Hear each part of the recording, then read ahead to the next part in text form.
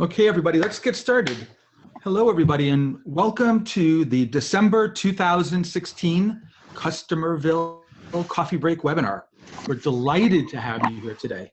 My name is Mark Mandel, and as always, my co-host is Max Israel, our founder and CEO. How are you doing, Mark? Good, thanks. Thanks for being here, Max. It's going to be a good call. Yeah.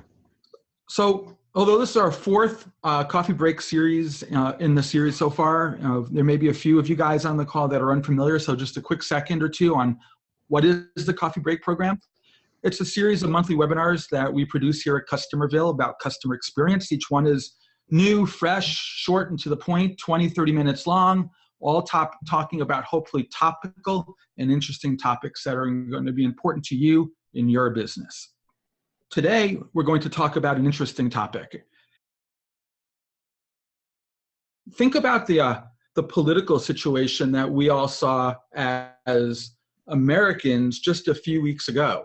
You know, we really know the media leading up to the election and all the analysis had this as a very clear and obvious win and slam dunk for Hillary. And clearly, we had a different outcome. Certainly came as a surprise to many, at least to me and others. So it forces us to ask the question, what happened? What happened that night? Where did we go wrong? And that's what we're going to take a look at today. So Max, what do you really think happened from your point of view? You know, it's interesting. You hear there's a lot going on. I think we're going to be studying this for a long time because a lot of things happened. One of the things that I think really leapt out, and the thing that we're going to talk about today, and that's really captured our attention, is something called the discomfort gap. So very clearly, a whole lot of people said one thing when they were polled, and when they actually acted, they did a different thing. And this is something that we at Customerville have been studying for a while, and we talk about all the time. But I think it really came to the fore. The discomfort gap is this. It is the difference between what people think and what we think and what motivates us, and then what we'll say openly. And the interesting thing about this is that people are frequently reluctant to admit how they really feel about something or how they're really motivated if they think, and this is the important part, if they think it negatively impacts their social desirability.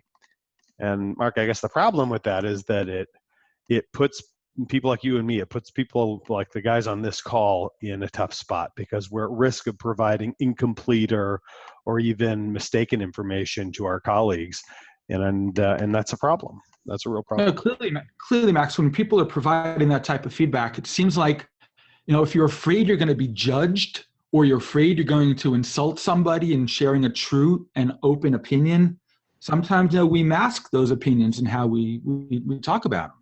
So yeah, that's a great point. That's because, and that kind of fear of being judged is a big deal.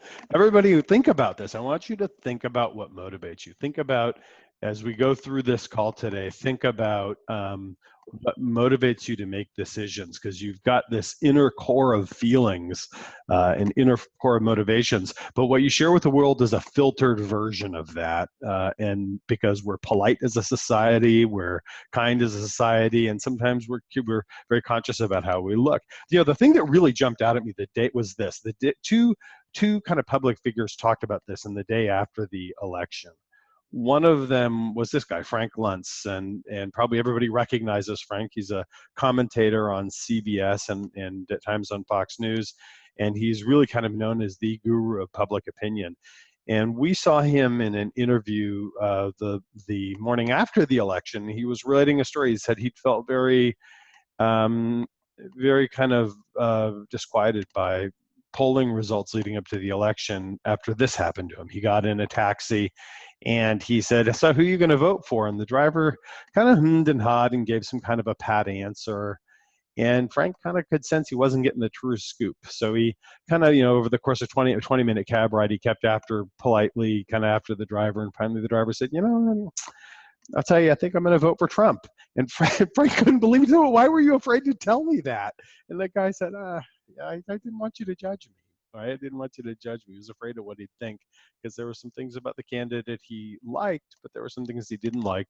One outweighed the other, but he didn't want to be painted with that brush. And the other was Jake Tapper. Jake's great. He's the Chief Washington correspondent at CNN.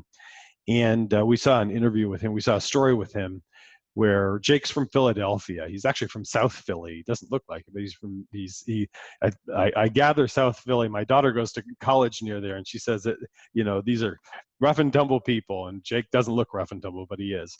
And he said he went to a bakery where they knew him. They knew him when he was a kid, and so he was asking the owner, "How do you think this election is going to go?" And the guy said, "I think Hillary's going to win, but I'm not sure. You talk to the customers every day, and we get a lot of leaners." And Jake said, "What's a leaner?"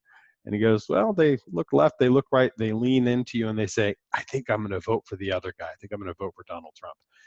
And so those two things really did kind of highlight this this very important trend that has been under the surface. We know it's there. It's very seldom that it just smacks you right in the mouth like it got pollsters in this presidential election. But boy, oh boy, it's really there. Amazing. Let's see. Let's talk about this in the context now, Max, for just a couple of minutes here with those of us on the call about bringing this back home in a way that really will hopefully open our eyes a little bit as customer experience professionals.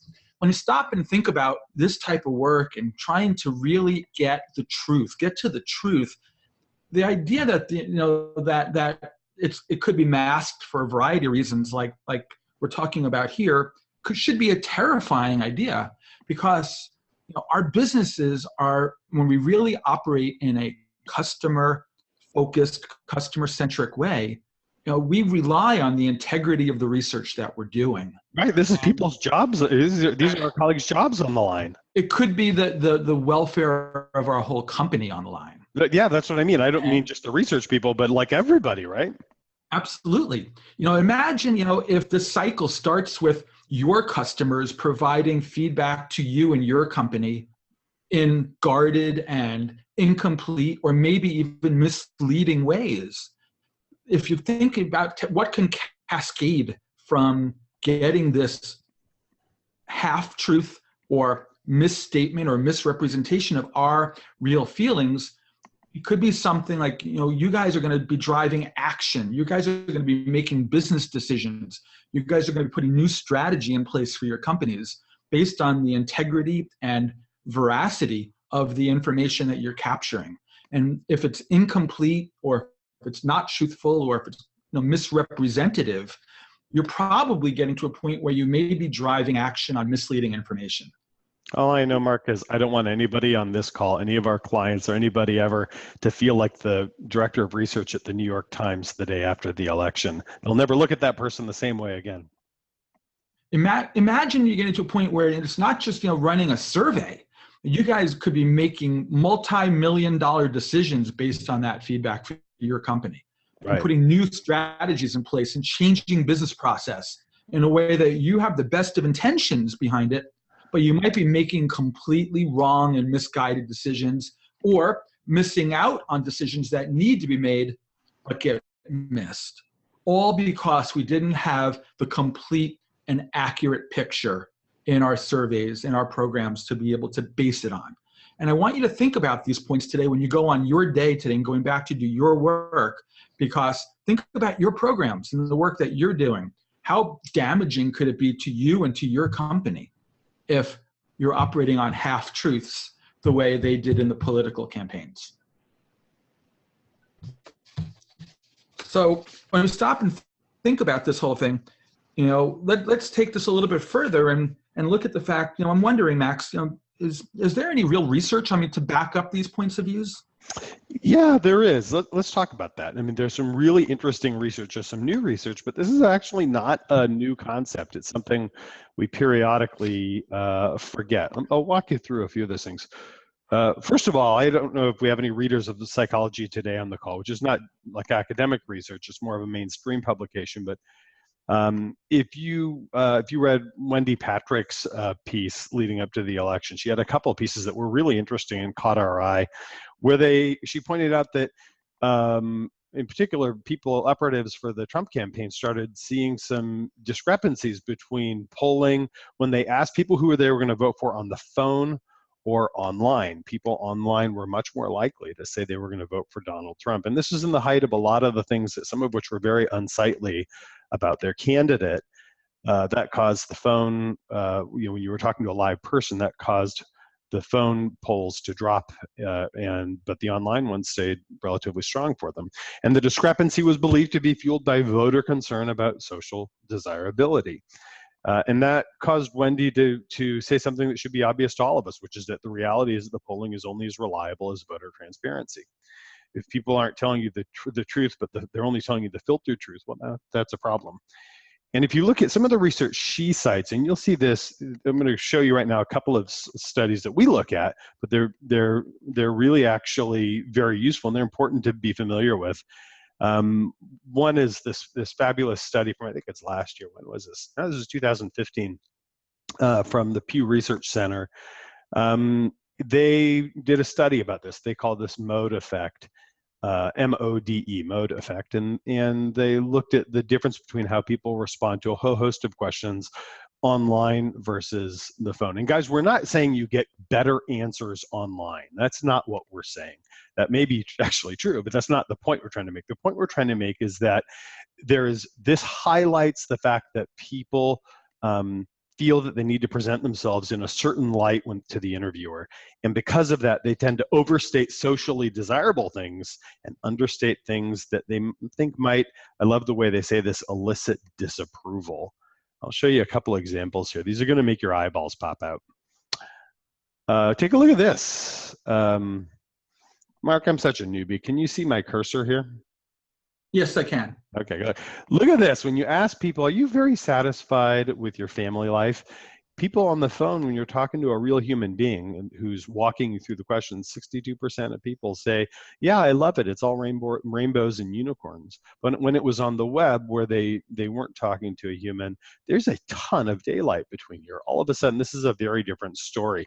People feel the need to project themselves as being happy in their family life to be socially attractive. You're very satisfied with your social life. Same thing, a ton of difference there.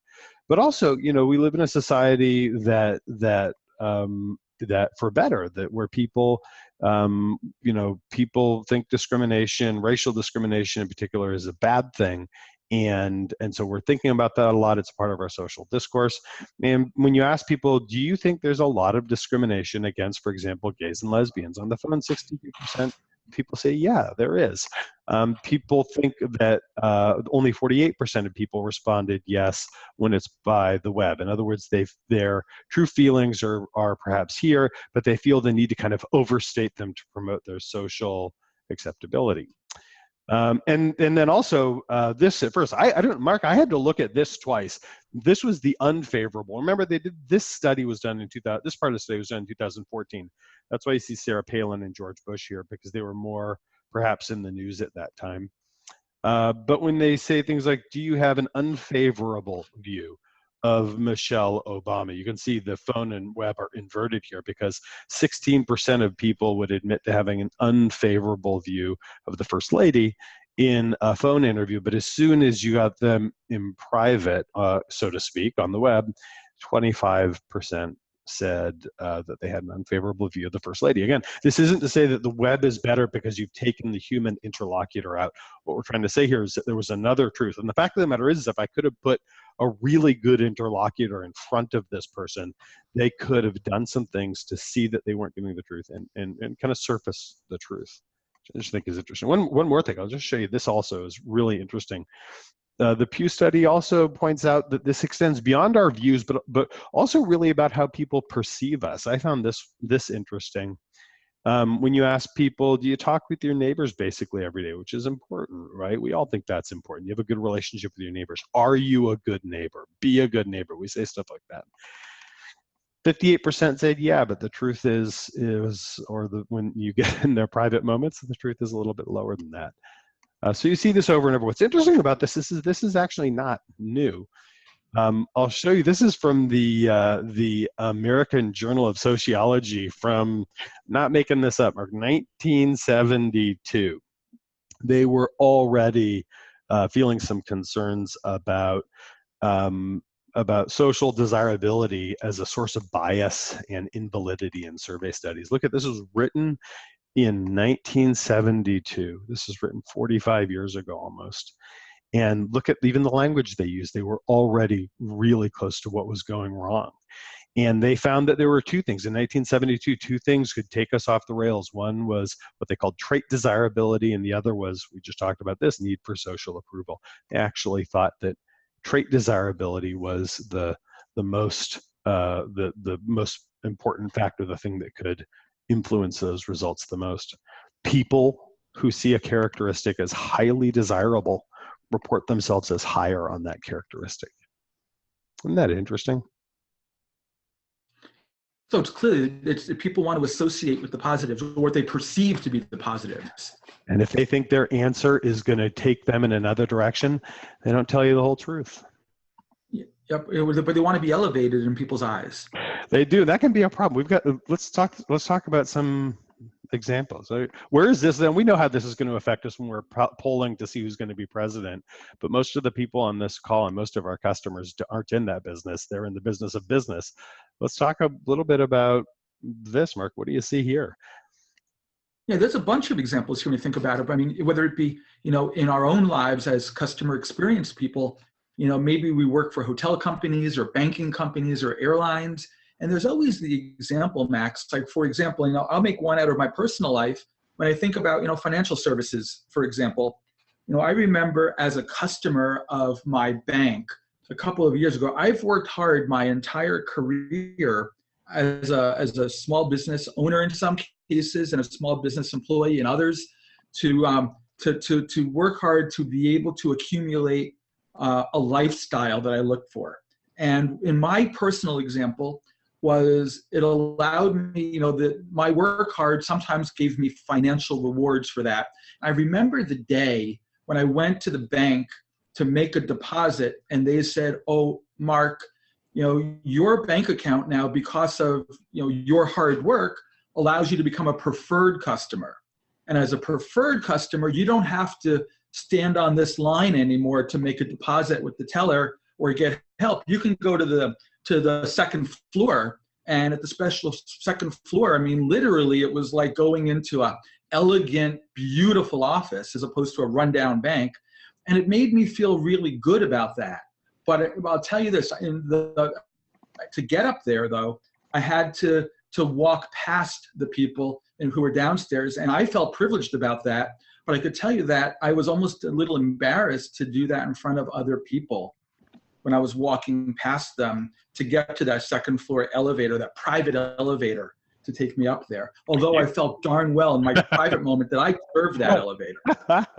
The example of that highlights that sense of embarrassment is business class and first class. Guys, if any of the people on the call or any of our airline clients this is the same thing Mark was just talking about.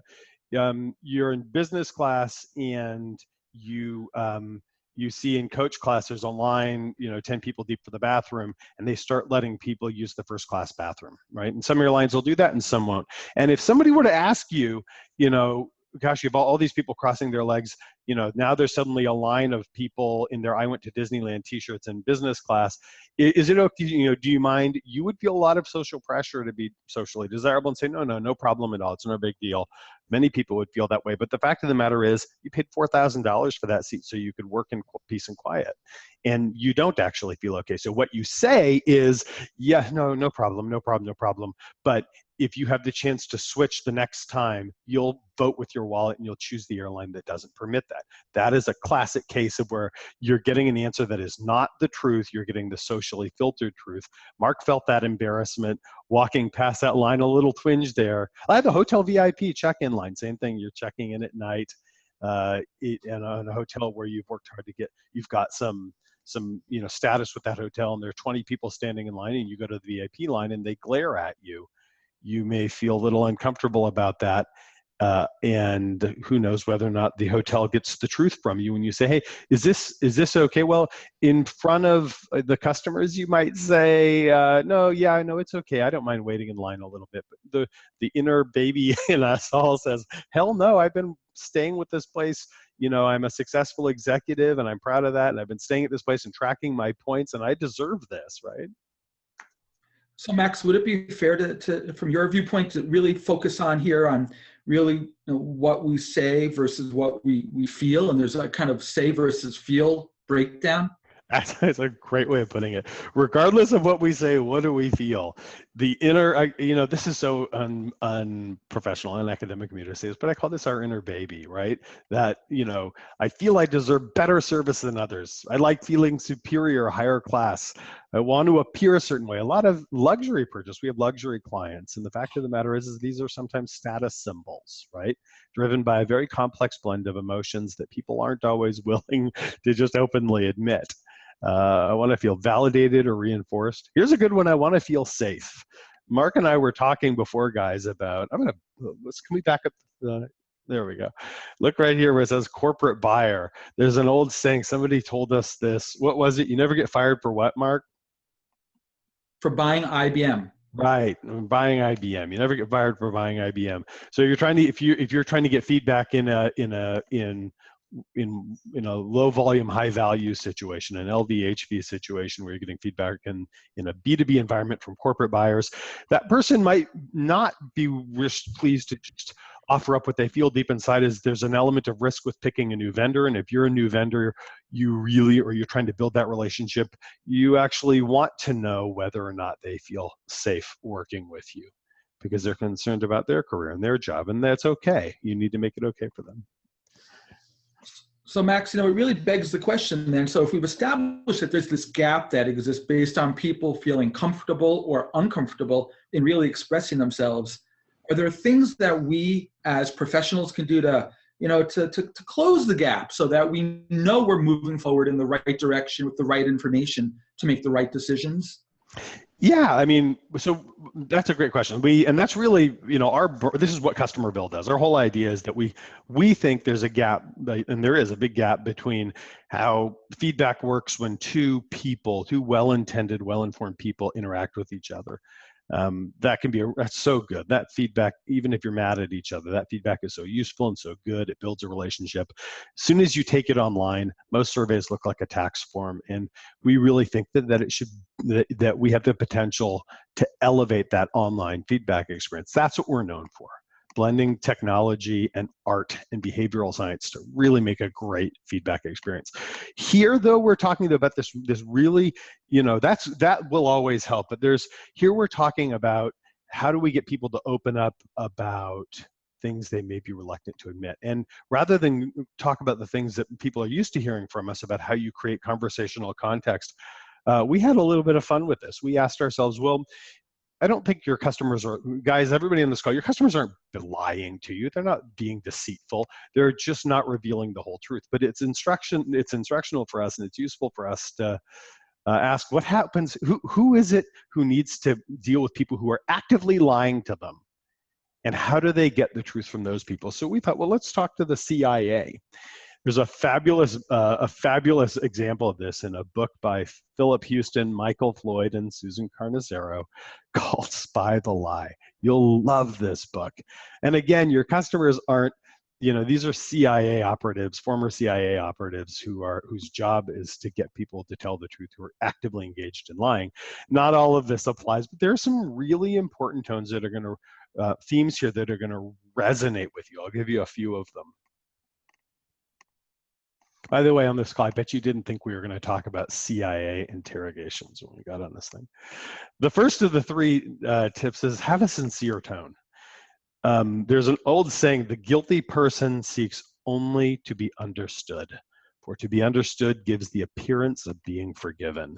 So I'm not saying that your business class airline person needs to be forgiven or that they've done anything wrong for feeling a little selfish or grumbling that there are coach class people using the restroom. And they'll stuff that down and they'll say the polite thing, but that's not what they feel, and they're going to vote with their feet.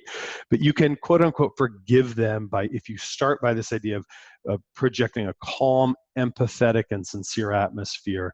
And however you get feedback, whether it's in a face-to-face interview, or in our case, we do this all online, make sure that you create a calm, empathetic, and most of all, a sincere attitude. But also, and I think this is maybe more to that point, help them rationalize. help them rationalize that behavior. It's understandable that you feel this way. If you say, look, here are a host of answers we could get about a thing, ask yourself, what are the quote unquote politically incorrect answers that may be lurking below the surface? Because you really need those. Those could, as Mark said, you're making big decisions, little decisions and large decisions based on this information.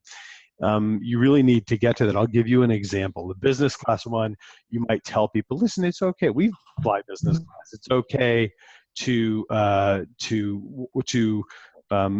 feel that you're entitled for what you paid for, and we want you to get what you paid for, including maybe some privacy. But here's an example of an insurance company who's a client of ours. This is sort of we're showing you the web and tablet version of the survey. There's also a mobile version where we're taking a B2B insurance customer through the customer experience. And we've all had this experience where we email your insurance person or your doctor or your lawyer or your accountant, and it takes 5 hours to get a response back. Half a day in that setting to get a response back is not uncommon. It's not unacceptable. But I actually would like 5 minutes. Maybe I'm being a baby and impatient, but I'd actually like 5 minutes. Well, this company knows that their clients, who are CFOs, for instance, really sometimes want that, but they might not feel comfortable saying it. So they right now create this environment where they give them permission to say this. They help them rationalize by putting words in the mouths of their own employees, saying, listen, if we're not matching our client sense of urgency, then we're slowing them down. They opened the door, and they made it okay for their customers to express their inner baby, and they're going to get the real truth there. And the third thing that we think is very, very important is socialize the situation. This is one of the quotes from the book I thought you guys would like.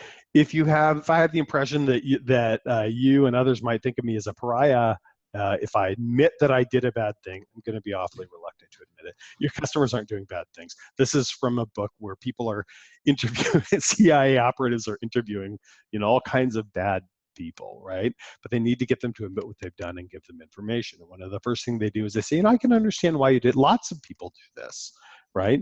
So you socialize the situation, because on the other hand, if you tell me this is the sort of thing you see all the time being done by men and women in all walks of life, then you're going to feel less alienated, and that's your goal. So if you are getting feedback from patients who interact with doctors, and one of the things that you find with our medical clients is that the doctor has to be good at communicating information that's very new to these patients. It's technical, it's not easily understood by the common person on the street, and some doctors are better at it than others, but patients feel like this doctor's time is so valuable. Even if I don't understand everything my physician said, I just need to nod my head and get out, and I'll leave with a bunch of anxiety because I don't really know what's wrong, right?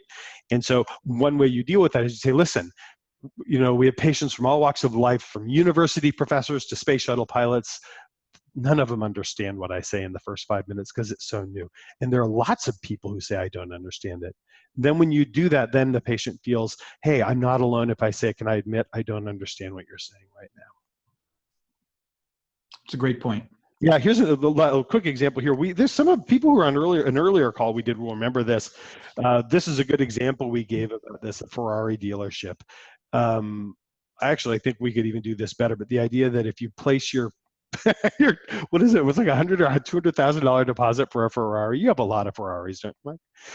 I got 6. How many you got, Max? I don't have any right now, unfortunately. So, but you put that big old deposit down, and you may feel nervous about that, and you're going to wait for 3 months feeling nervous. And I think Ferrari doesn't want you to back out of the deal. But if you're in that kind of testosterone-fueled environment, you might not feel comfortable admitting that you feel nervous about that. Well, here in the case, you could have Sergio Marchionne, the CEO. I think we could say, instead of a rush, we could say, I felt nervous. Sergio can say, listen, I felt nervous. You're not alone. I felt nervous when I put my deposit down. And when we ask you how the 3 words are that describe best how you feel right now, after having put your cash down for this Ferrari, you're going to wait 6 months for it now. It can be any one of these things, but I want you to have permission to tell me if this is what you're really feeling. Really interesting. Yeah. Max, so let's wrap up this call. Let's just think about this, as kind of customer experience folks to take away from the half hour we spent together here. I really think as survey respondents, our actions are driven by how we feel, right? In other words, we act, and we vote and we buy with our feelings. But however, what we choose to share sometimes has a filter on it, and that filter could distort the representation of that information. So I just want to kind of ask, the big question, guys, the really big question of, are we as customer experience pros, are we getting the real truth, or are we getting the filtered down version of that truth from our customers? And how do we tell it apart? They're different, aren't they? So think about that. So Max, let's wrap this up. So I just want to invite you guys on the call to come spend more time with Customerville, whether that be by visiting customerville.com as our website. We have a bunch of content up there, new content coming regularly. Please feel free to visit. Shoot us an email, info-usa@customerville, or call me directly. My phone number is on the slide here. I'm down North Carolina. You see the 919 phone number there. Call me, and I'll make sure that if you get in touch with us one way or the other, that you get into the right hands to help you out and get the information about making sure your programs are getting to that whole truth and nothing but the truth as you go forward. So with that, Max, let's just say thanks to everybody for being out here, and thank you, Max, for being a great co-host. Thanks, guys. It was a lot of fun. I love these things, Mark. I love these. Good to be here with you, Max, and everybody else on the call, and we look forward to another one of these coffee break webinars in January. So thanks, everybody. Have a great rest of your day. Bye-bye.